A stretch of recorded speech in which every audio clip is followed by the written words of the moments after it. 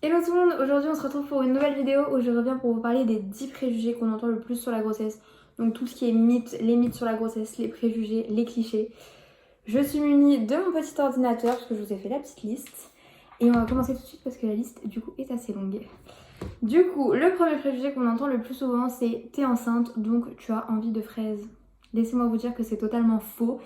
On a en tant que femme, alors je pense que ça ce sont les hormones qui jouent, mais en tant que femme enceinte on a potentiellement certaines envies de nourriture qu'on n'aurait pas en temps normal. Mais les femmes qui ont envie de fraises sont rares, je peux vous le dire. Je peux vous donner juste mon expérience personnelle. Ça fait 8 mois que je suis enceinte, je n'ai jamais eu envie de fraises et je ne suis pas la seule. Donc on a des envies peut-être spécifiques alimentaires, mais les envies de fraises, je suis désolée mais ça reste un mythe. Ensuite, deuxième préjugé, mythe, cliché comme vous voulez. T'es enceinte donc tu dois manger pour deux. Ça aussi c'est archi faux. On doit pas manger pour deux mais on doit manger 2 fois mieux. Le but c'est pas de manger pour deux. On ne doit pas s'alimenter pour 2 personnes ni même pour 2 adultes. Il faut savoir s'écouter, se faire plaisir hein, bien sûr parce que 9 mois ça peut être long. Donc déjà qu'on a des restrictions alimentaires en fonction de si on est immunisé contre la toxoplasmose etc. Mais on doit savoir se faire plaisir pour pas que ce soit 9 mois qui soient trop longs. Mais non, faut pas manger pour deux, il faut manger 2 fois mieux. Faut faire surtout attention parce qu'en fait, bébé mange ce qu'on mange. Donc si vous mangez de la merde et vous mangez McDo pendant 9 mois, forcément, ça va se ressentir sur bébé. Puis il y a une deuxième raison à ça pour pas manger 2 fois, c'est tous les kilos qu'on n'a pas pris avant ne sont pas à perdre après. Et il est beaucoup plus simple de ne pas prendre de poids avant que d'en perdre après. Surtout qu'on peut pas reprendre le sport tout de suite. Du coup, voilà. Ensuite, troisième préjugé, si on a beaucoup de remontées acides, ça veut dire que bébé a beaucoup de cheveux et aura beaucoup de cheveux à la naissance. Ça, on l'entend souvent de la part des grands-mères ou des générations d'au-dessus. Si t'as des remontées acides, ça veut dire que ton bébé il a plein de cheveux. C'est faux. Ça n'a rien à voir. Alors ça, pour le coup, j'ai demandé à ma sage-femme, etc. Ça n'a strictement rien à voir. On a des... Enfin, je pense que ça, c'est vraiment un mythe qui vient d'avant. Alors potentiellement, hein, vous pouvez avoir un bébé qui a beaucoup de cheveux et avoir eu beaucoup de remontées acides pendant votre grossesse. Mais c'est pas parce que vous avez des remontées acides qu'il aura des cheveux. C'est juste qu'en fait l'utérus il écrase tout ce qui se passe un peu autour, tous les organes. Et c'est le fait que l'utérus prenne énormément de place qui va vous donner éventuellement des remontées acides ou pas en fonction de ce qu'il écrase. Donc ça n'a rien à voir avec les cheveux de bébé. Ensuite, quatrième préjugé, à la fin de la grossesse, bébé ne bouge plus parce qu'il a plus de place. Alors ça aussi c'est faux, on entend souvent ça. Qu'il faut profiter jusqu'au deuxième, début du troisième trimestre de bébé qui bouge et des coups et tout ça parce qu'on ressentira plus rien à la fin parce qu'il aura plus de place. C'est archi faux. En fait, c'est juste que on ressent plus des coups, on ressent des mouvements en fait. On voit vraiment le ventre qui se déforme. C'est plus genre ah bah il a donné un coup ou ah ceci. C'est vraiment on voit le ventre qui se déforme parce que oui il a moins de place, mais c'est pas parce qu'il a moins de place qu'il bouge moins en fait. C'est juste que il bouge différemment en fait. On ressent des mouvements et plus des coups. C'est tout. Et on le voit de l'extérieur. Ensuite, préjugé numéro 5, la forme de ton ventre détermine le sexe de ton bébé. C'est tellement faux. Moi, pour vous dire, depuis le début de ma grossesse, on me dit ah, comment tu portes ton ventre, ça se voit que c'est une fille. J'attends un petit garçon. Donc non, ça n'a rien à voir. Ça permet absolument pas de savoir si tu portes une fille ou un garçon. Voilà, ça n'a rien à voir. En fait, ça, je sais pas ce qui peut expliquer ça. Souvent qu'il y a comment dire, des listes un peu de... Enfin, des listes. Des critères un peu de grand-mère qui dit si je sais pas t'as envie de sucrer ça veut dire que c'est une fille, si tu portes ton ventre haut ça veut dire que c'est une fille, si ceci, si cela. Mais ça a franchement rien à voir. Enfin, j'en suis la preuve vivante. Tout le début de ma grossesse on m'a dit ah mais t'attends une petite fille ça se voit avec ton ventre et j'attends un petit garçon. Donc voilà. Préjugé numéro 6, il ne faut pas se colorer les cheveux étant enceinte. Alors ça aussi c'est faux.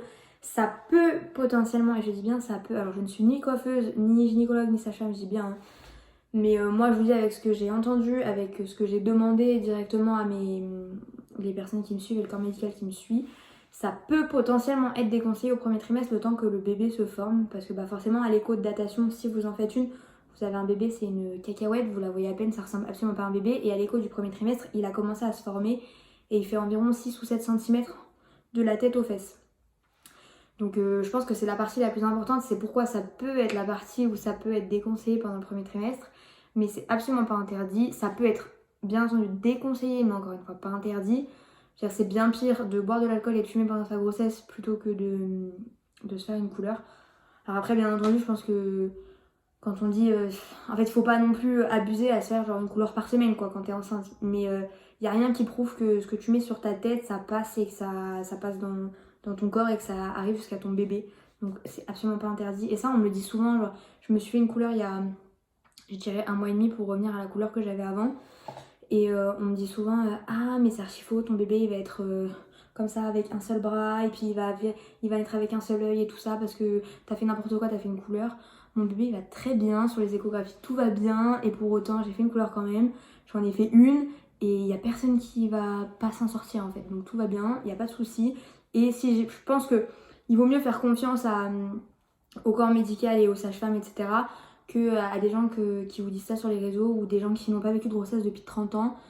Donc voilà, faites confiance au corps médical si vraiment vous avez une question, mais en vrai, c'est absolument pas interdit. Ensuite, 7e préjugé, tu dois arrêter le sport si t'es enceinte. Alors là, c'est un peu compliqué, c'est vrai et c'est faux.